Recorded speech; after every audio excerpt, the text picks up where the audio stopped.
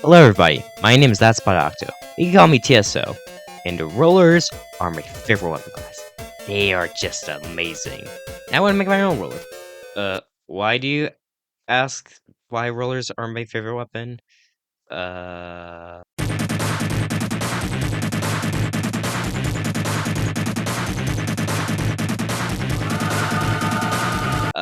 No reason in particular. Anyways, I'm gonna cover all the rollers. Mainly because I don't want to create a weapon that doesn't feel like a roller. My main example being that brushes used to be in the roller class for reasons, like I said earlier.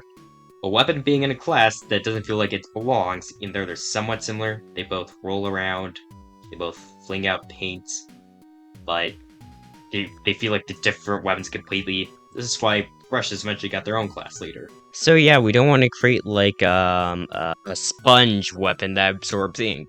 Then it later becomes its own class. I'm trying to keep it somewhat similar to the like normal rollers. That's why we're going to cover all of them, so then we can understand the design philosophy and what they feel like in their design. And then maybe at the end of the video, I can create my own, and then we can understand. And now we're going to cover the three original rollers: Carbon, Splat, and Dynamo. Starting out with my favorite roller, Splat Roller. Splat Roller is the default roller. It's mid at everything. Mid damage, mid range, mid accuracy. It's mid at everything except at how good it is. It turns out that being all-rounded is not bad. Not having one major weakness to worry about is actually a pretty good thing. This means it can poke from a distance, kill up close, do good damage, and be a nasty little shark. And this is actually pretty good. This is the game plan for this roller. And I'm going to cover the game plan for all the rollers, so then I don't have to go into the nitty-gritty specifics of this roller goes at 2.5 meters per second, and it does 2.5 meters damage from this range far away. No one wants to know that gritty of specifics, man. But we're going to talk about the next roller, Carbon Roller. Carbon Roller is a lightweight roller. It's fast, but doesn't have a lot of damage or range.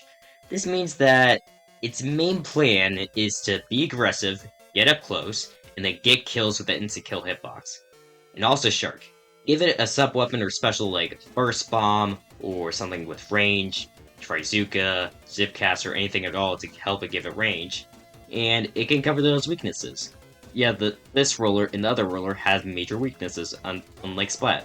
This is why these rollers aren't as major top tiers as Splat Roller. Speaking of the next one, Dynamo Roller. Dynamo Roller is a heavyweight roller, being big and slow. But that's not a bad thing. This means that it's great at being a backline since it can just paint a wide area, do pretty good damage, and get kills from a decent range away, and just cover the zone constantly. And if anything gets too close, Insta-Kill Hitbox takes care of it. It's pretty good and consistent. And yeah, it was, until it got the vertical flick. Now I feel like it's time to talk about the vertical flick. This addition was great for shorter range rollers that needed more range to get kills from farther away, like Splat and Carbon. This helped it a lot. But Dynamo, it suffered a lot. The vertical flick for this roller was so bad that you could heal in between flicks. Yeah, it was that bad. It did pitiful damage, it was hard to hit, and the windup was so slow. It was so slow, it could be put on a Grizzco weapon, and it wouldn't be surprised by like that much downtime for how powerful it was. And also, it got a lot of nerfs, the meta didn't work in its favor, and a lot of more factors that made it bad. If you want to learn more, watch ProChar's video. And now it's time to talk about Flingsa Roller, the new backline roller that replaced Dynamo because, yeah, it got a lot worse in the meta.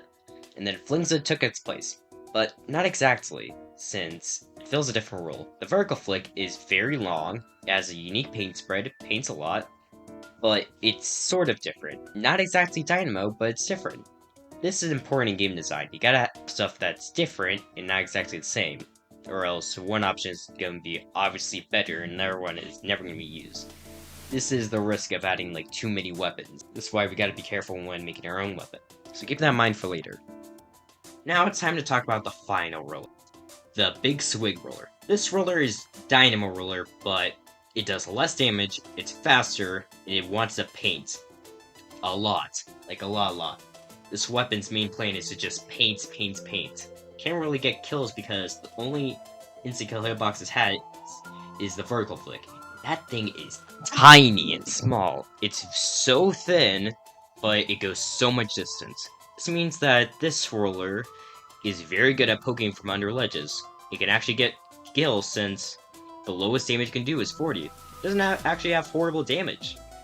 Unlike some other weapons I could mention that are not rollers, which are not apparent to this discussion. Anyways, there's one other roller I haven't mentioned yet. Dramatic gasp! What other roller could I be referring to? There's no other roller in the option menu that you can select for weapons. Well, for this roller you have to go to minimum wage and fight off kaijus. Yeah, good luck on that, buddy. Yeah, when I said I was gonna type all the rollers, I meant it. Anyways, the Grisco roller is basically what happens when you put a roller and give it nitro fuel for gas. Yeah, it goes stupidly fast, and roadkills everything in its path. The thing is, with the Grisco weapons, is that even if they're overpowered, some more than others, there's always downside to them. The downside to this roller is that both of the flicks are kinda trash. The horizontal flick barely gets any range whatsoever. It's kinda fast, it's horrible, and the vertical flick is basically Dynamo Roller, but more slow. I didn't know it was possible. And the swing gives out a stupid amount of damage. Yeah, this weapon is basically stupid in all the places. But I think that covers all the rollers. Now it's time for our own roller. And I think I have an idea for this. I want to incorporate the roll part of it to its actual game plan for using it. But unlike other people who want to make it into a shield of some kind, we're not trying to make Overwatch, guys. I want to make it into something different. I want to make the roll super fast, but can't kill. You may be asking yourself, why? Well, it's mainly because of what I said earlier in the video. If you try to make weapons too similar to each other, like an X-Blosher but for Splatlings, then they're gonna fight for each other. One of them is just gonna be better than the other one. But what we could do instead is fill a new playstyle. We have supports with Big Swig, Aggressive with Carbon, Splat, and Backline with Flingza and Dynamo. But what we don't have is a certain playstyle. What we could do is a hit and run type weapon. This is why the roll is super fast, but it can't kill. The game plan for this roller is to roll in, attack, then roll out. Autobot style. Why is this? Well, maybe because the idea for this roller is that when it rolls around really fast, it loads up a more powerful flick, and it gets 3 of these. Kind of like Pencil and its charge shots, and then after you use them, you can run away again to get the more powerful flicks, and then do sprints and repeats. Now, this is actually a pretty cool concept. It would be mainly team dependent, since for competitive, kind of want to be consistently fighting in the battle no matter what, and you don't really want to run away as much. But, like I said, this thing could work on a certain team. And to encourage it to fill its weak points, kind of like Carbon Roller and Burst Bomb and like anything, we're gonna give it Missiles and Curling Bomb. Curling Bomb to get it in, and the reason why it's Curling Bomb and not Fizzy is because Curling is mainly focused on movement. And I think this roller would like Curling better as a movement tool than Fizzy, since Curling can bounce off walls. And I think this would be better. And Missiles because if it's really far away, it can still do something to the fight and help out, even when it's really far away across the map. I could give it Whale, but Missiles, kinda better. And also there's not a lot of weapons with missiles on it, so this is better. And then for the second kit, just hear me out, guys. Toxic Mist and Kraken. And I know what you're gonna say in the comments. Toxic Mist is bad, why would you ever want to put it on your weapon? Well, it's mainly because Toxic Mist is used to slow the enemy down. So a hit and run weapon would be perfect for this.